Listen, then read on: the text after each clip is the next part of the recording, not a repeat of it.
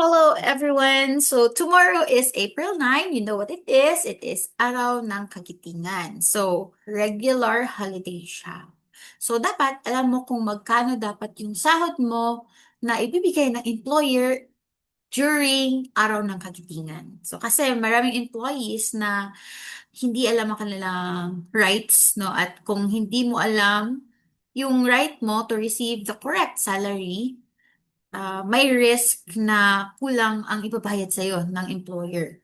Okay, so sa video na to, we will break down lahat ng mga possible scenarios, simple, malinaw, with actual numbers. So are you ready? Sige. So let's start with our computations. So araw na kagitingan, this is a regular holiday, right? So take note that magkaiba ang regular holiday versus a special holiday. So, one distinct one distinction one distinction between a regular holiday and a special holiday is that mas mataas ang sahod on a regular holiday. So, for our example, we have let's use the name Maria, no? So, I have here, I'm not sure if you can see this, but I have a whiteboard here shown. So we have Maria, okay? So let's assume na si Maria, ang daily wage niya is 800. Wow, so malaki yung sahod ni Maria, no? So 800 yung daily wage niya. It means yung hourly rate niya is 100, right? 100 per hour. Kasi diba there are 8 hours in a one working day. Okay, so 800 yung daily wage niya.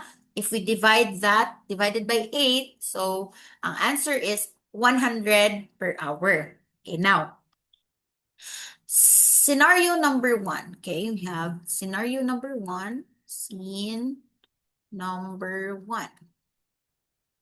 Let's assume na hindi pumasok sa work si Maria on April 9. So, did not work on April 9. So, question. Can Maria still receive a salary? May sahod pa rin ba si Maria kahit na hindi siya nag-work on April 9? So, the answer is a big yes. Kasi nga, April 9 is a regular holiday. Okay? Regular holiday.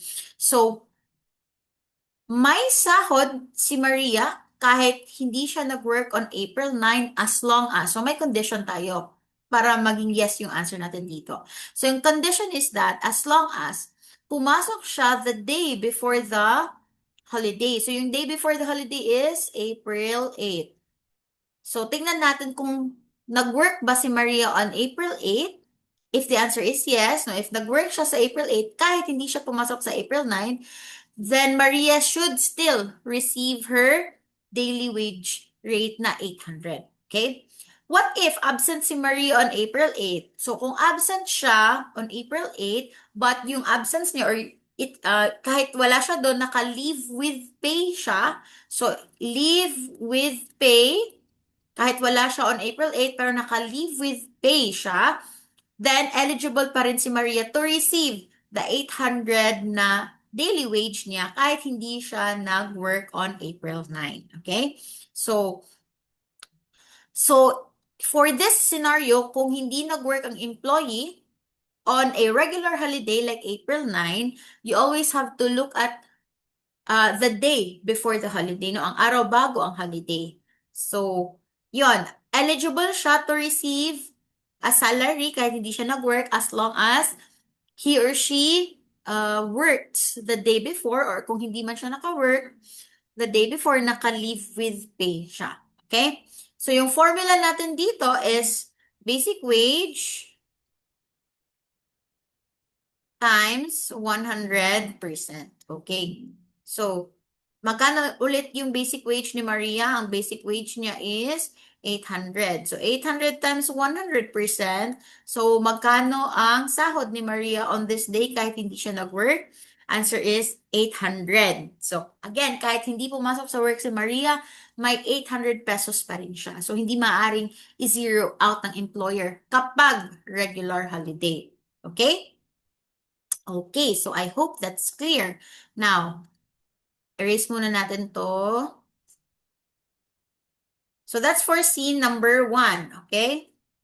Scene number 1, hindi pumasok si Maria sa work.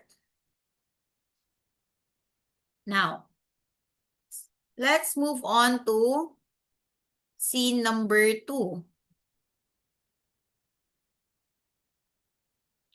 Okay. Scene number 2. Okay. So, scenario number 2, let's say, pumasok si Maria. So, works on April 9. So, pumasok siya kahit regular holiday, workaholic siya, no? So, pumasok siya for 8 hours, example. So, kung nagtrabaho ka on a regular holiday, obviously, mas malaki ang sweldo mo kasi nga, even if you did not work, may 800 ka, how much more kung nag-work ka, di ba? So, yung formula natin dito naman is basic wage times 200%. So, magkano ulit yung basic wage ni Maria? Yung basic wage niya is 800 pesos times 200%. So, magkano ang sasahurin ni Maria on that day? Since she worked on April 9, araw ng kagitingan. So, 1,600.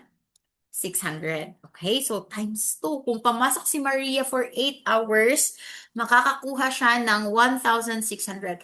Double ng normal niya na daily wage. So, isipin mo, instead of 800 pesos, 1,600. So, double pay na talaga, no? Double pay. So, that is if nag-work siya on a regular holiday for 8 hours. Now, what if hindi lang 8 hours yung tinrabaho ni Maria? Okay, delete natin tong scenario number 2.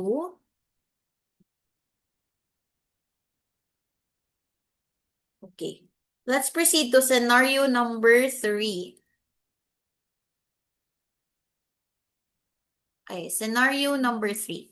Let's say, nag-work siya, works April 9, araw ng kagitingan, but nag-overtime pa siya. 10 hours instead of 8 hours. So, may 2 hours siya na overtime. So, for the first 8 hours niya, kanina, diba, same with our scenario number 2, diba, kung nag-work siya for 8 hours, may 1,600 siya, right? 1,600, okay? Pero, for each excess hour, so 2 hours yung overtime niya, 2 hours OT. For every excess hour, meron pa siyang plus 30% of the higher hourly wage niya. Okay? So, para clear, let's look at this formula, okay? Hourly rate, this one is for the OT ha. So, hourly rate times 200% kasi 'di ba based on scenario number 2, if you work 200% talaga yung i-multiply natin sa wage mo. So times 200% times 130% kasi the 30% is the premium. Ito na plus 30%, so 100% plus the 30% premium, kaya naging times 130% siya. Times the number of hours na nag-OT siya, so that's 2 hours. Okay, so let's compute. Kung may calculator kayo dyan, you can also verify my computation, ha? So, your hourly rate niya, yung basic hourly rate niya is 100, diba, dito? Times 200% times 130% times 2 hours. So, magkano na yung OT niya? So, yung overtime niya is 520, tama ba? So, 520. So, yung first 8 hours niya, di ba may 1,600 siya kanina? 1,600. Magiging ano na siya? 1,600 plus the overtime niya na 520. So, magkano na yung total earnings ni Maria on April 9 kasi nag-work siya for 10 hours. So, yung total earning niya dito for this day alone is 1,600 plus 520. So, magkano yan lahat? 2,120. Wow! Ang laki, di ba? Next one. Let's complicate it a bit more. Okay? Although, eto naman, hindi siya masyadong common, but maybe may makaka-relate din. Okay, let's proceed to scenario number 4. Okay, let me just erase this one. Okay, using my mouse.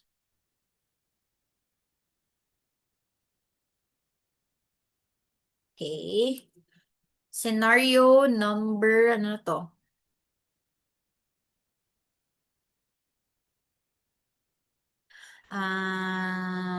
Yeah, this one is scenario number 4. Okay, scenario number 4.